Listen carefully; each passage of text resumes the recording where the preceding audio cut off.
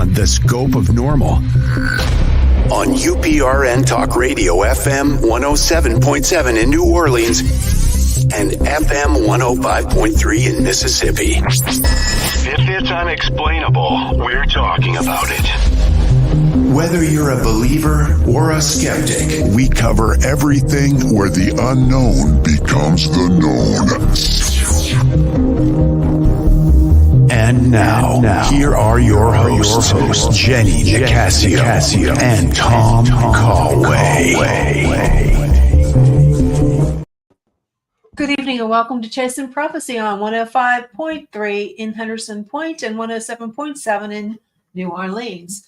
I'm Jenny Nicasio along with my fabulous co-host Tom Callway, where we discuss anything and everything beyond the scope of normal. There you go. Hi, everybody.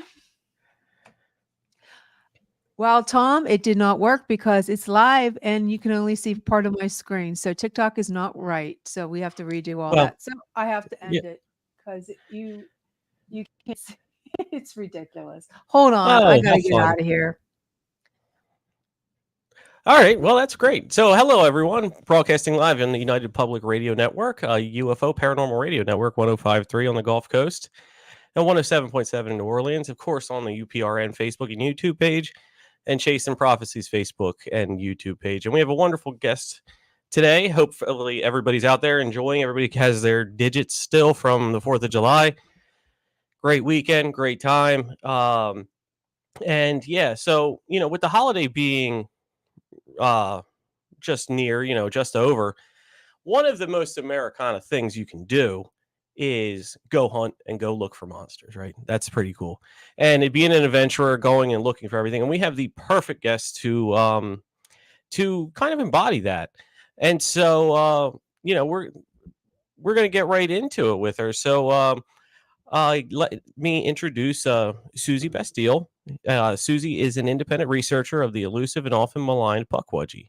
Born and raised in Connecticut, her focus has been on the rich history and strange, spooky occurrences in New England. With a career in finance and a BA in psychology, her focus is on analytics and dissecting why we look at phenomena the way we do. I like that. Her research into Pukwudgies led her to delve into the mystery of the Bridgewater Triangle, one of New England's most infamous high strangeness areas. The area has a phenomena including numerous ghost sightings, Bigfoot, thunderbirds, giant snakes, phantom lights, UFOs, and of course, Pukwudgies. Her research has also led her to uncovering family secrets and an interest in ancient stone structures in New England. So without further ado, let's welcome in Susy. Susy, hello. Welcome to Chasing Prophecy Radio Show. How are you today? I'm great. Happy to be here. Thanks for having me. Yeah, we're happy to have you here. Yes, we are. We're happy to, kick the trend of psychic guests. We've had a lot of them on in a row there. And so, we wanted to get more into cryptids and monsters and things like that. And just, we don't come across them every day in our travels. You know what I mean? Looking for people. So when we found one, we hope you'll be a friend of the show and stick with us and come back on and on and on. So let's get into some of the topics you have and introduce you to our audience down, a little further away from you, down, we have towers out in the Gulf Coast, Mississippi and New Orleans. So to start us off, for you, Susy, personally, what started you on your personal paranormal and cryptid journey? That is not as straightforward as a question as you might think. And I think I'm still figuring that out myself. All right. So my dad is from Fall River, Massachusetts, which is in Southeast Mass, and it's on the southern tip of the Bridgewater Triangle. So I grew up with my dad using Pukwudgies as like the boogeyman, saying like, don't go down near the ponds, the Pukwudgies will get you, and things like that. And there was no internet at the time, right? So I had looked for them because it's interesting when your parents tell you not to do something. Oh yeah. You kind of want to know more about it. So I had like gone to the library and looked in books for Pukwudgies, didn't find anything. I thought my dad had made it up. And then in 2013, they released a documentary about the Bridgewater Triangle.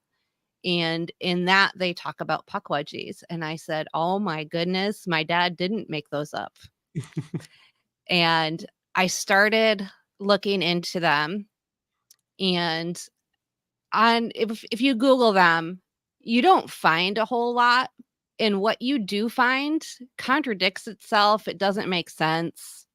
And so that made it even more intriguing to me. Yeah.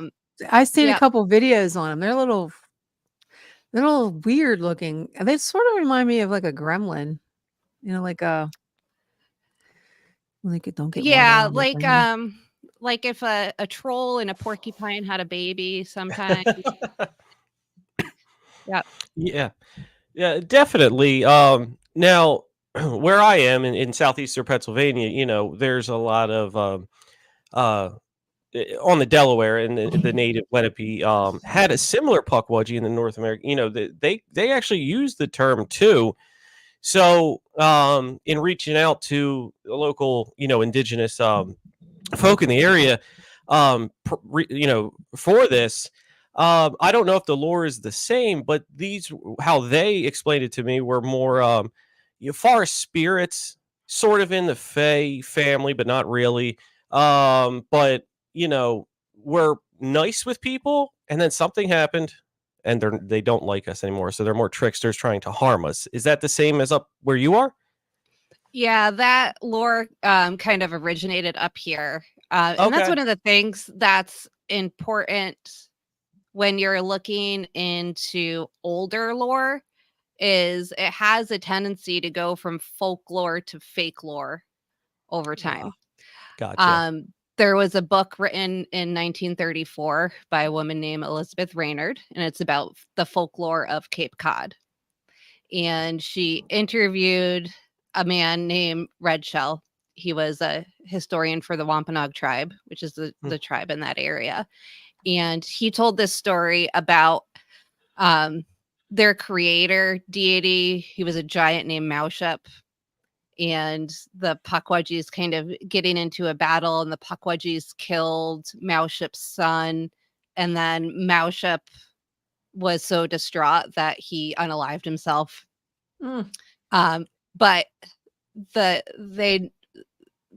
that man was using Pukwudgies as an analogy for Europeans and what the Europeans did to them. Oh.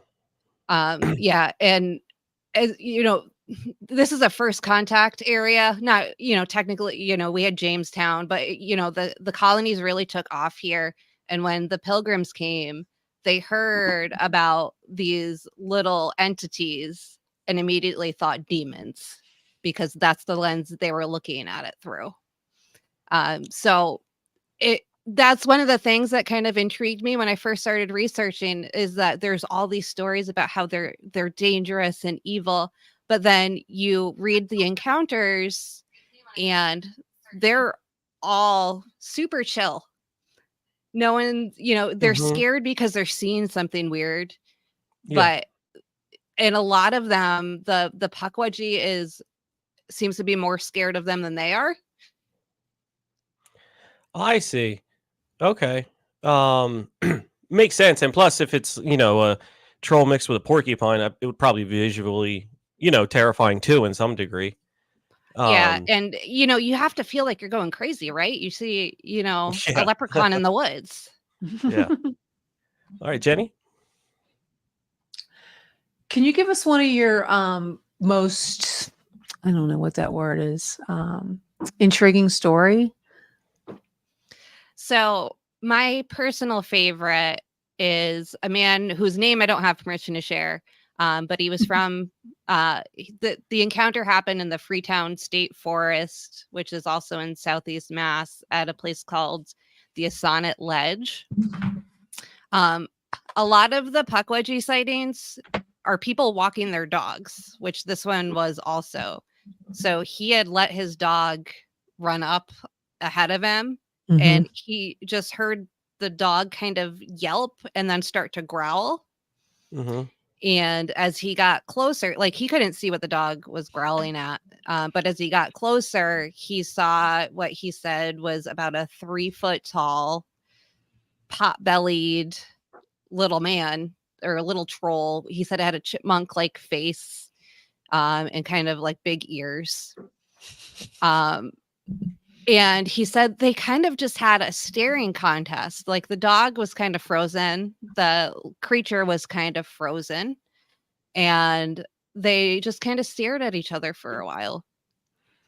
And when they eventually he got the dog away from it and they went away. He said he kept looking over his shoulder as he was walking back, but he didn't see anything. And I one of the things I always ask is like, what else was going on? Did you see something? Did you smell something? What was the weather like? Things like that. And he said he smelled a floral scent at first. Then as he got closer, it smelled like ozone. And he also said, like, I don't know if this is related, but there was an awful lot of fireflies out that evening, which was interesting to me because that is traditional Pukwudgie lore in the Indiana Mound State Park area. Oh, wow. I've never heard it up here. And this man didn't know what a Pukwudgie was. He had actually stopped me because he saw my keychain that had a Pukwudgie on it and said, "What is that?" I think I've seen one. It sounds. If you met one of those little dudes like on a deserted road, you like you see in the movies. I don't know. Tom, Yeah. what do you think? Do you think they're just a legend, a myth? Do you think they could be real? I mean, Well, I think they could be real in the sense of being a forest spirit. You know what I mean? In that Mhm. way, that the forest conjures itself, whether it's a protector or a guardian or just an entity. You know what I mean? You don't have to Mhm. have a reason. We don't have reasons, to be here. But I do see we have a question from Nicole, and Susie, if you can't answer it, no problem. Nicole, how can fays attach themselves to objects or people like spirits? Do you know? Hmm. So I think it's, up for speculation. My personal opinion is they're more attached to nature. Okay. But that's not to say they couldn't take an interest in a certain person. There have been instances where someone had a Pukwudgie sighting, Mhm. and then this is the creepy part. Later on, there was one woman who reported seeing it peeking in her bedroom window at night afterwards. Um, and she actually ended up moving out of the area. She didn't say it was because of that, but she made a point to mention she moved. Mhm. And that always seems that's been similar things have been reported in other encounters, but it's always women. It's never men that have problems Mm. afterwards. Oh, Ye wow. Now this might be completely off topic, but this reminds me of the fable Rumpelstiltskin. That's what I see when I look at, your logo. So, um, I definitely, had to throw that in there. It's just that's my visual, keep looking at the, your logo there. Um, but let's get into, the Bridgewater Triangle. And, for anyone not local, we went into it a little bit with your background, but there's a lot of weird high strangeness going on there, correct? There is UFOs, of course. We have multiple different types of Bigfoot like creatures. We have strange lights, which, in a lot of areas they would call spook lights, or in Europe it would be the will o' the wisp. The Mm. Wampanoag word for them is Taipei Wonkas. That's what we call them here. Um, Ghosts all over the place. And then what appear to possibly be ghost animals or strange animals like giant snakes. There's Really? also been sightings of African lions and strange bears that aren't really bears. Um, some of them did happen in the 70s, and it is quite possible an exotic animal escaped. Mhm. There was one that was they confirmed with there was actual footprints, and they confirmed it was an African lion. Nobody Oh, wow. admitted to having an escaped African lion, but what They're not going would to. you? Yeah, right. No, but I just saw this behind your head. Is that a crayon or watercolor of the Hopkinsville goblins? Yes. Yes. Yes, it is. That is so wonderful. I pray, man. Ah, favorite guest. That is wonderful. I really appreciate that. That is so I cool. had those commissioned. There's actually 3. There's one above that you can't see. Okay. Yeah, no, and that's another story. I know it's not in your area, and I don't mean to jump off topic, but you know, I personally believe those goblins were UFO or alien entities, misconstrued as goblins. You know what I mean? And you're so right that when people see something new, it's automatically a demon, and it's not. And I think in your area too, well, for lack of a better word, it's called the Dover demon. Which, when you look at that, and it's almost a little bit similar to the goblins, but when you look at it, it could also just be a different way to draw a gray alien. You know what I mean? So, um, uh, are you familiar with? I'm sure you're familiar with the Dover demon. Have Yep. you researched that at all? Yeah, the Dover demon, I don't understand why he was scary at all. If you like read about it, look at the drawings, he was Hmm. kind of pathetic, really. Like he kind of looked like a drunk gray alien. Like he was having Yeah. trouble walking, he was holding on to things, like maybe he was having trouble with gravity or something, but he was not having a good night and he was not a threat to anyone. So why they And call him the Dover demon, I don't know. yeah.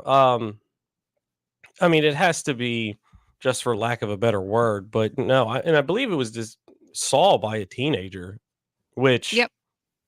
you know is not going to be a full grown adult male anyway. But you know, yeah, I've seen the drawings. I've seen plenty, and the tallest drawing I saw was like up to like someone's quad or something. Like it wasn't big at all.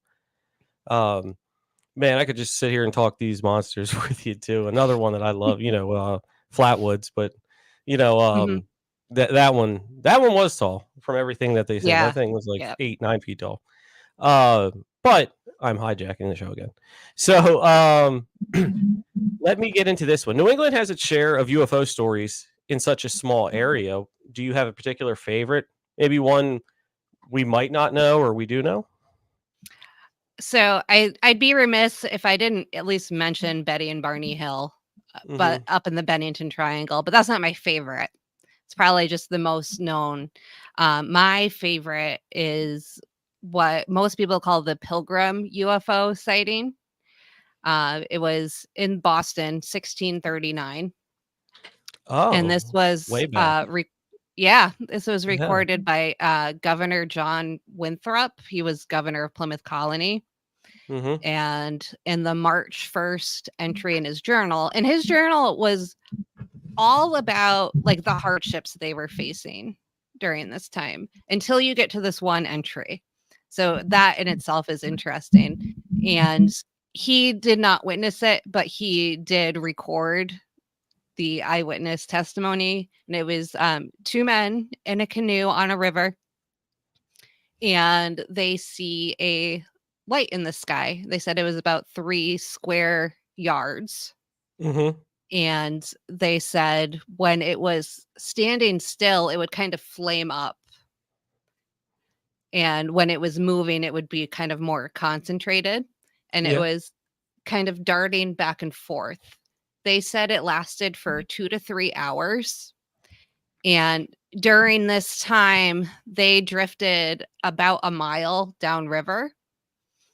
And when the light disappeared, they were suddenly transported back to where they started.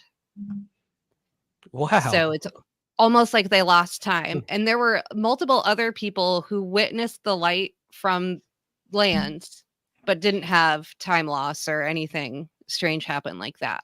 It was just the 2 men in the canoe that had that. Hmm. Yeah. I love the 1639.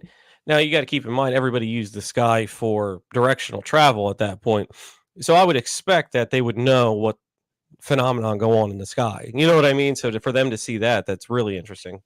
And there Yeah, was that is less in the interesting. sky to confuse it with at that point too. You didn't have planes and satellites and things like that. Very good point. Yeah. Yeah.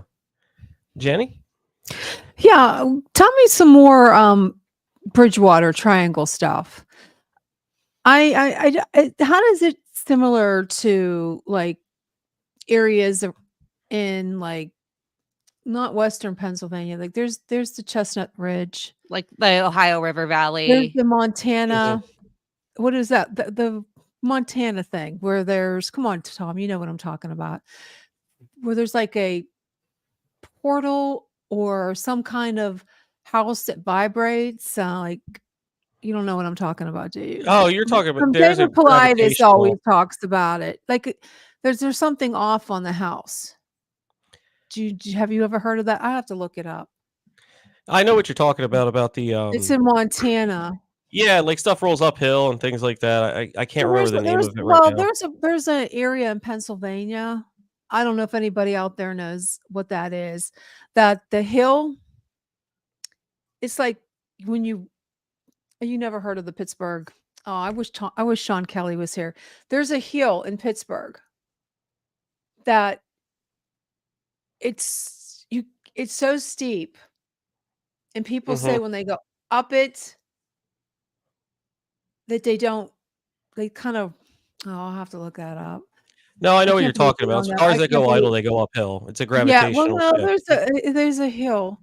Does anybody know it out there what I'm talking about in Yeah, Pittsburgh? comment below if you have. But yeah, what other what other interesting stories that you might have off the top of your head from, Bridgewater? Well, one of my favorite stories is in the late 30s. They sent some men in to kind of do some conservation work and make trails. Oh, did you find it? Yeah, it's called the Mysterious Gravity Hill in Pittsburgh. It's widely known as an amazing hill in Allegheny County that shouldn't be missed because the region is so crazy. This hill. Let me see what it tells you. What it does.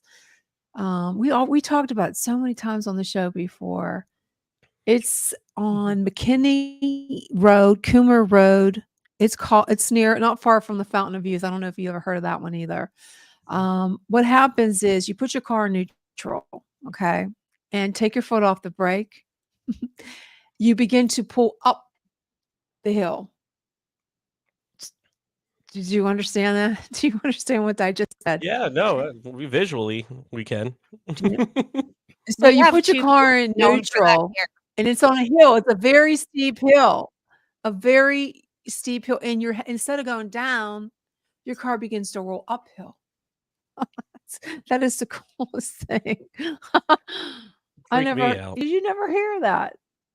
Well, it's I've like, heard of Yeah. it. so it's not like that. So this triangle thing, this Bermuda Triangle it doesn't have anything weird like that. Like, So the we don't real have Bermuda cars. Triangle? Yeah, we have cars that stop, like stall and won't stop. There is actually it's believed it may be Pukwudgie related. But these women had gotten their hands on a 4-wheel drive vehicle. I believe it was a Jeep. And they decided to go down this dirt road Mhm. through the Freetown State Forest. Um, and they get out there and the vehicle just shuts off. The vehicle shuts And off. yes. And they start hearing rocks being thrown at it. Oh, well, Oh. that's weird. And they can't for the life of them get it to start. They're alone in the middle of the woods. It's two women. Kind of dangerous if you don't have mysterious rocks being thrown at your vehicle. And so they ended up having to they couldn't get it to start. They ended up having to make the decision to start walking back. And while they are walking back, actually what they did was they took their clothes off to make a torch Oh, with them. wow. And while they were walking back, they had headlights come up from behind them and then like right as it would have been approaching them, just disappeared. Oh, Have you ever heard of the whispers in the Appalachian? Yes. yes. Oh, Yep. we finally have someone who knows that. Yeah. Have you out there in I guess what do you No, call wait, this? yeah, you would be the very New- end, right? So yeah, the Appalachians are little further west. Okay. So yeah, we're to the east of the mountains. But I don't think we've had any real stories like that here. Nothing I've heard of aside from like, I know a guy whose cousin had a mechanic who said this type of thing. Mhm. But I've never heard any like eyewitness accounts or anything like that. But their Pukwudgies are known to lure people. Mhm. And there was an encounter where Mhm. his name was Bill Russo. He was walking his dog at night. It was in his neighborhood. But he lives right on the edge of Hockomock Swamp, which was a kind of a hot spot. And he had the same thing happen. The dog noticed it before he did. Dog started growling. And as he gets closer, there's this one street light. These are all small towns. They're not cities by any means. So there's just the only light is this one street light. And underneath the street light, there is about a 3-foot tall creature, big pot belly, covered in black fur. What? And he thought That it was was a kid me. in a Halloween costume at first. And what time was this at night? So he was working late shift. So it was around midnight. He got home and decided to walk his dog. And Gotcha. yeah, he was Walking thinking the like, why dog. is this kid out here? It was around Halloween. Yeah. Well, yeah, Yeah. yeah, you could think of that. Oh, yeah, I would And think this is that the too. this is the only encounter where I've heard of one speaking to someone. But as he got closer, it started to say, it wasn't English. It was saying, "Iwanchu Kia." He won. Yeah. And it was going like, it was motioning to like beckoning at him, come here, come here. He What? thinks it was saying, "We want you, Want you come back here." here. That's what it was. Okay. That's what he thinks it was saying. And he says like, I don't know what would have happened if I went with it. But the dog was freaked out, so he was not going to go anywhere with it. Listen to the dog. If But you're that language, was that Cree or was that? So It could be, yeah, it could be the area, it would be Wampanoag. It is Okay. nothing in the Wampanoag language. He had someone reach out to him that said, it would have meant such and such in Lakota, but that's out all the way out west. It wouldn't make sense No. for it here. I just want to take a real quick interruption here. We're broadcasting on multiple platforms, including Roku, TikTok, Facebook, YouTube, Twitch, and X. And we're on FM 107.7 in New Orleans and 105.3 at the Gulf Coast. And we have Susy Bastille. Is that how am I pronouncing it right? You got She it. is the Pukwudgie Whisperer. It's my Pukwudgie. Wiggy. I get it. It's a Whisperer. lot of consonants. It's like it's a cryptid. It's a cryptid Yep. in Massachusetts. Yep. Is that Massachusetts? Yeah. If you have Well, any they're questions, all over please the post. Northeast. So New If you have any England. questions, please post it in the comments and we'll get to you as soon as possible. Absolutely. Now would be a good time, Jenny. Do you want to do the smart labels read? We'll go to break and then finish up with Susan. Well, yeah, wait a minute. I got to get the thing in because I didn't keep it up All right. here. No problem. We'll just do the commercial break first and then we'll do the read. Okay. All right. Samantha survives a tragic accident thanks to Lucian, an enigmatic being. Her newfound abilities catch the attention of a secretive government agency. Drawn to Lucian despite the danger, Samantha is unaware of his true identity. She teams up with Lucian's brothers in a daring mission to rescue him. Accused unfairly, Lucian seeks refuge on his distant homeworld. Can Samantha prove Lucian's innocence and save their forbidden love? From the Sky by J.E. Nicasio. Available now. Get your copy on Amazon and BNN. Over the centuries, occurrences from the enigmatic realm have become less, well, enigmatic. So if conversations about the supernatural, myths and legends, mind-bending conspiracies, and haunting stories of ghosts are things you take seriously, we have the podcast that you can call home. Chasing Prophecy. Just because something is unexplained doesn't make it any less real. We're more than just a podcast. We're a community for those who dare to look beyond the scope of normal.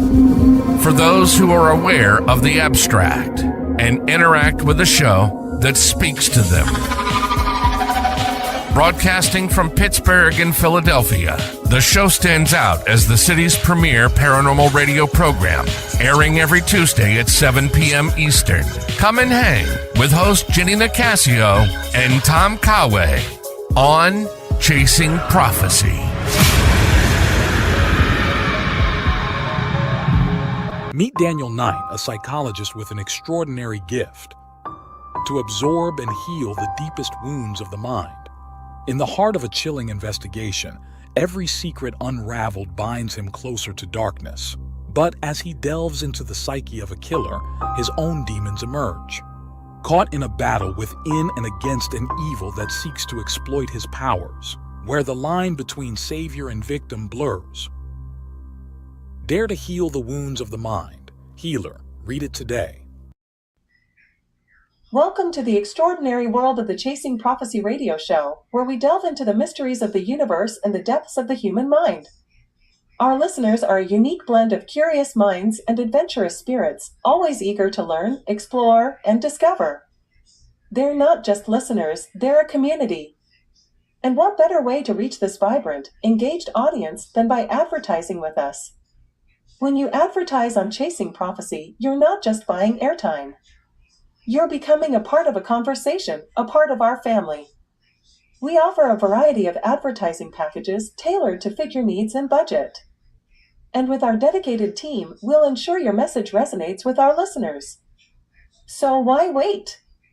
Grab this opportunity to amplify your brand with Chasing Prophecy Radio Show. Let's embark on this journey together.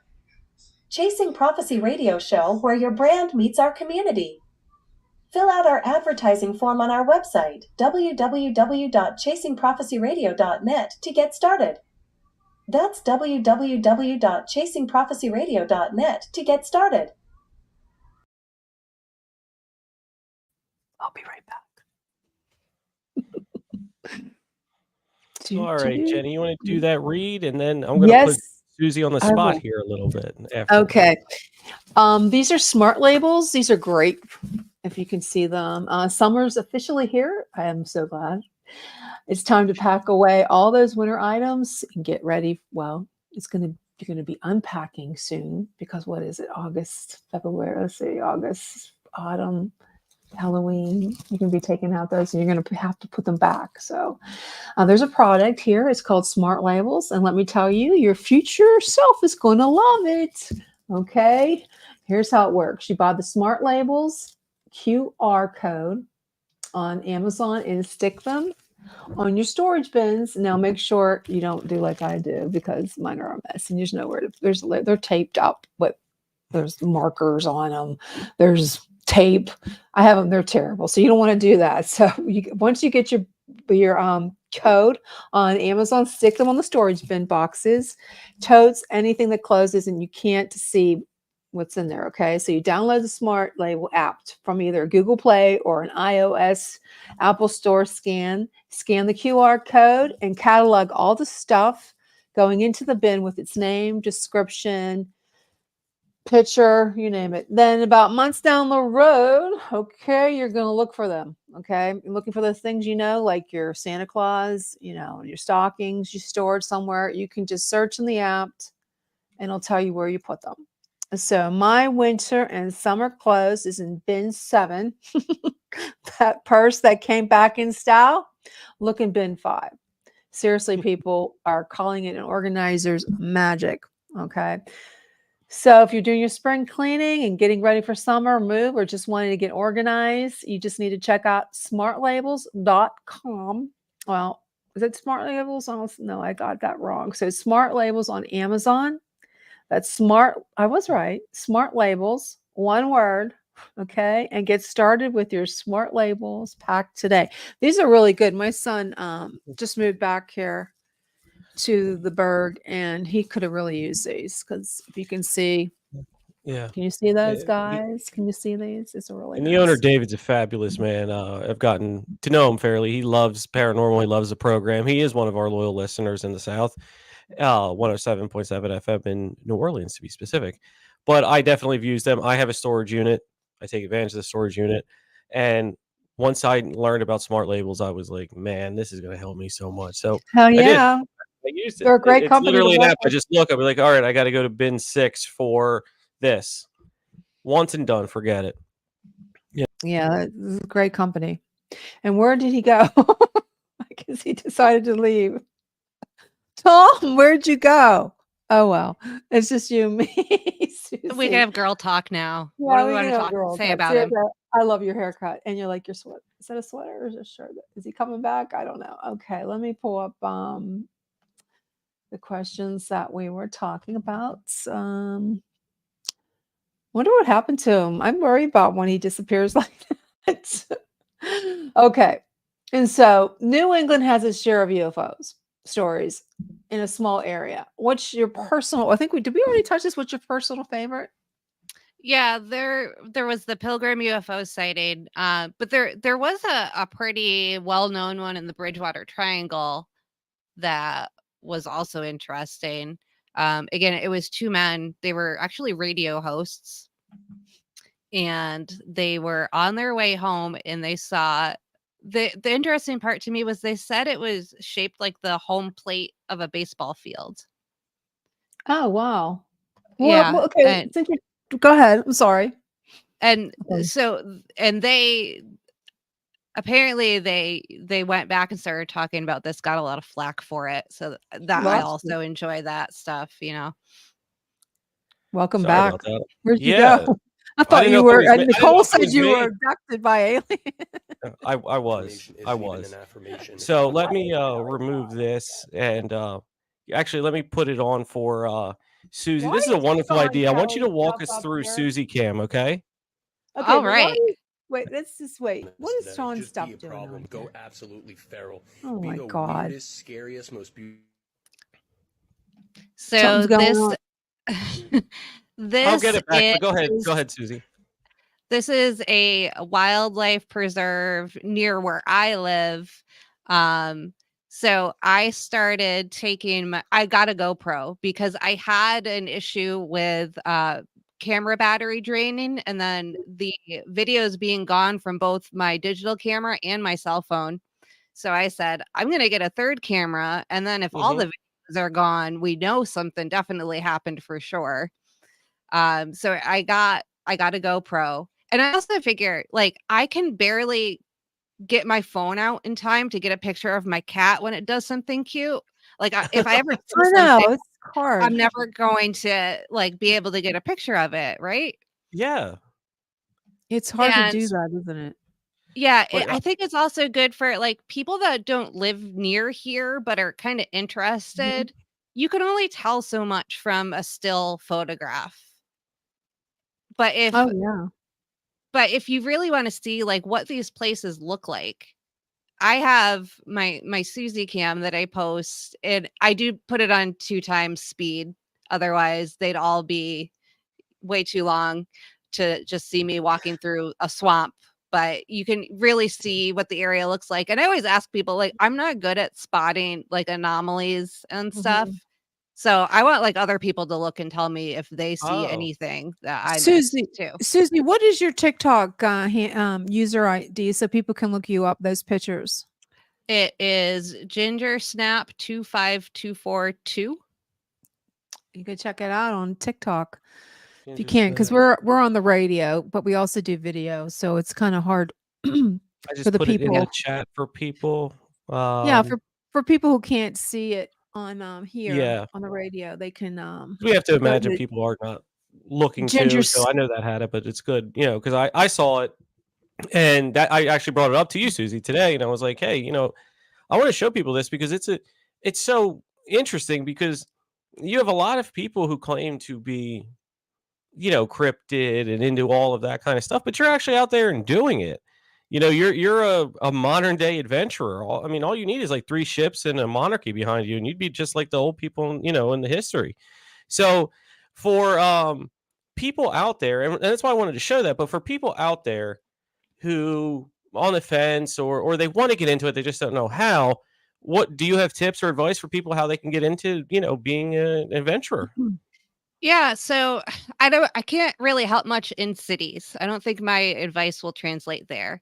But if you're interested in sites like I am, I'm going to say first, any women, if you're going to go out on your own, get bear spray. Oh First and yeah, no more foremost. than bear spray. Pepper spray is not legal everywhere. Bear spray is legal in all 50 states, just in case, whether it's a Oh, bear or not. really? Yep. So it's not legal in Bear spray. Massachusetts, which is why I know that. So What's up, Joe? wear sunscreen. I'm 40 years old, so Well, bug you spray. look like you're like 20. Sunscreen. But where you're really gonna get information from is talking to the old man that's fishing. Stop in Oh, small towns, talk to the True. fire Yeah. department. The I fire have gotten department. yes. And Wow. firefighters will be they won't think you're crazy. I promise. They will love to they've talk to you. probably You might seen a have lot to of hear stuff. yeah, you might have to hear about their fire trucks and their equipment because they'll want to talk to you about that. But they will be more than happy to like point you to different sites or tell you stories that they've heard, things like that. Talking to Oh local yeah. people is really important. And also local historical societies are a great place. Especially if it's, older lore too. And if anyone is interested in researching any indigenous lore, you have to talk to that tribe if they are still here. If they are not still here, there is generally a different tribe that will be willing to talk to you about it. You should get permission to speak publicly about certain things. Mm-hmm. And also, they might be willing to give you more information, straighten some things out that you wouldn't have been able to find on your own. Yeah. And anytime you're researching something from a different culture or a different point in history, it's really important to understand that culture and that point in history, both of them, because if say you're looking at Pukwudgies and you start reading all of these colonial accounts of these little demons in the woods, Little it's much demons in the different. woods. It's much different than when you kind of strip back everything and just look at the eyewitness accounts and make your own decision. Look at it through, your lens and not the political or, the ideological views that person was looking at it from. That's a good point.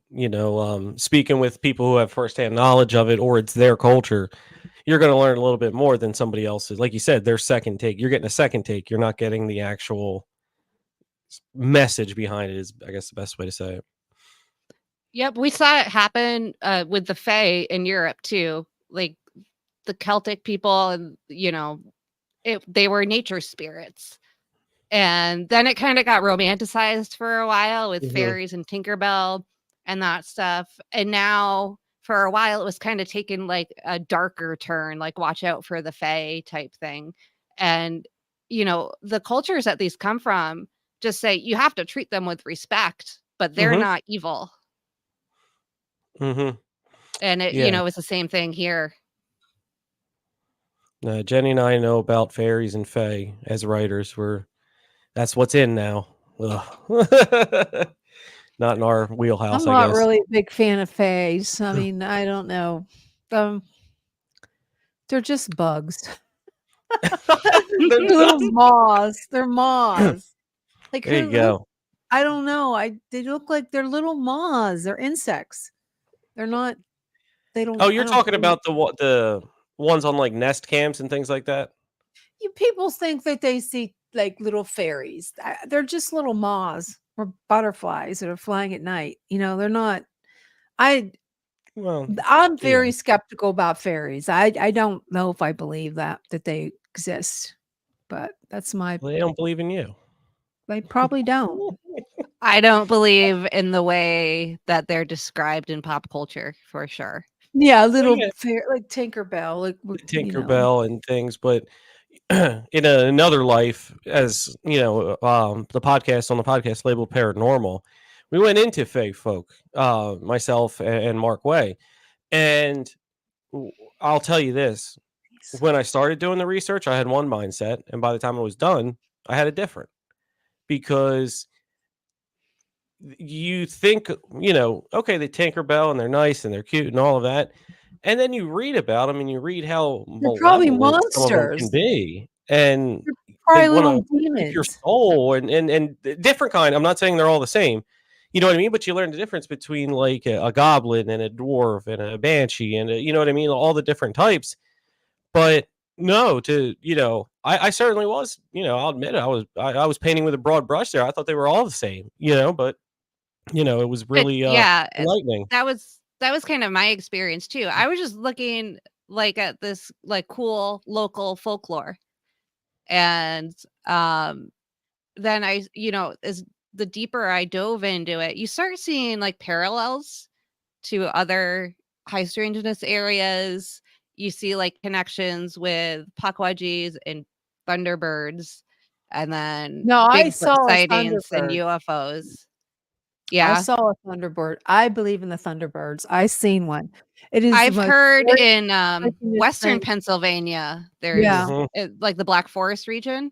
Yeah, Western Pennsylvania. That's where I seen one. It was the wingspan on this thing, and it had legs, it had arms, it had it was the most horrifying thing I ever saw in my life. So was yours like a humanoid with wings? That's what it looked like to me. It had red eyes. It sort of looked like Mothman. It had horrible looking eyes. It was so scary and sinister. And there was they call it a Thunderbird sighting, but I think it sounds more Mothman like that happened in the Bridgewater Triangle. I don't know if any of you guys out there have got a glimpse of Mothman. So I don't know if that's it or not. I mean, but there was a lot of people were saying it was a blue heron that was like mutant, like it was huge, like there was some kind of genetic distortion. It could have been. I've seen a blue heron. It looks like pterodactyl, like a what do you call it? Pterodactyl. What do you call it? Pterodactyl. Pterodactyl. Looked like a dinosaur bird. It was hideous and it scared the living. I'm in my kitchen and I seen it fly by. It went to my pond and took on my koi, but they are hideous looking. But that could be. People think that it could be like a blue heron that's kind of genetic mishap or something. I don't know. They're scary if you ever see one in person. We have those here. I don't think you could mistake one for a winged human. Well, this thing, whatever it was huge. And it was scary. And it was at night. And I'll never forget it. Did you have anything else? Sorry, I'm interviewing you now, apparently. Yeah, no, go ahead.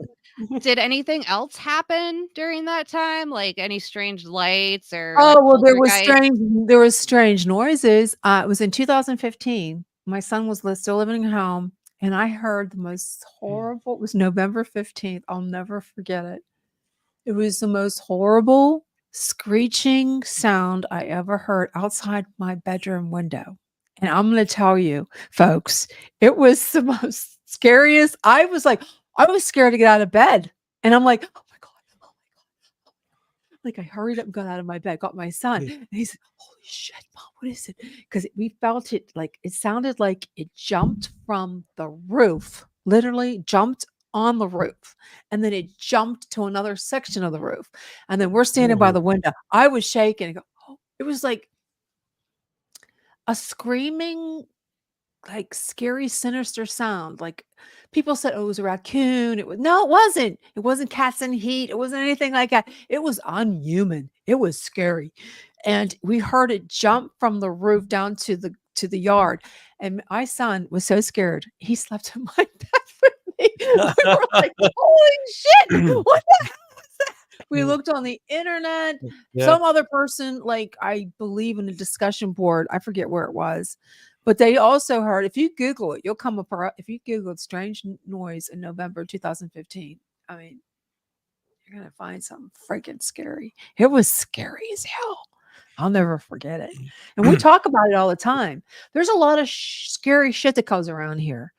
And because I live near the Chestnut Ridge, I mean, there's a lot of weird stuff. I mean, we see lights in the sky. We see weird You're right glowing, there. glowing Orbs. eyes. Yeah, orbs. Oh, strange shit. You I got swear. Chestnut Ridge, which is Kecksburg. You're Mhm. right in the middle of Appalachia. You're, I mean, a very, very densely populated back in the day indigenous, area as well. So you have all of the makings. The soil is fertile, I'll say, for all of the There's a lot strangeness of weird stuff. A lot of weird stuff that happened on my cul-de-sac where I live. I mean, I can't explain some of the things that happened. One time we got struck, my neighbor's house got struck by lightning, and I felt the lightning in my house. I literally saw my doorknob light up. Now, how is that possible? How is it possible, seriously, that a house on the cul-de-sac down like probably 3 houses was struck by lightning, caught on fire? It was horrible. It was the most scariest thing. But the lightning came into our house and the doorknob got red. Like, how could that happen? Seriously, how could that happen? Just weird stuff. Well, see, I live also near Bushy Run Battlefield. So there's a lot of Indians and stuff like that. A lot of Do scary you stuff. have any Native American mounds in your area? I know they have them in Ohio, but What I'm is not that? sure. You had to educate me on that Like, one. so they're not always burial mounds, but there's like the Great Serpent Mound in Ohio that it's like just dirt piled up that looks I don't like know. I have to do some research on that. I don't know. All I know is, and I'm really disappointed that they canceled the Bushy Run Battlefield reenactment for August, because that's another thing. Tornadoes. Okay. We had 4 tornadoes in like 3 weeks' time. Western Pennsylvania, we've had tornadoes before, but nothing like this. I mean, in this one, we had to go in the basement twice in my house, because it's one where it was right down the street from us. Tornado, it just took out every tree. Because I drove up there to Bushy Run, and I couldn't believe of how many trees were uprooted and how many trees snapped. It's like, what's going on with the weather? I mean, and I got I guess I would call it banned from TikTok, because I said something about how it seems to me like the weather is being manipulated, and not for the good. Maybe. And I So don't there is know. a mound, McKees Rocks Native American Burial Mound, 4 miles outside of Pittsburgh. Is that your area? No, I live more in the countryside, like more out towards Westmoreland. I don't live like in Pittsburgh.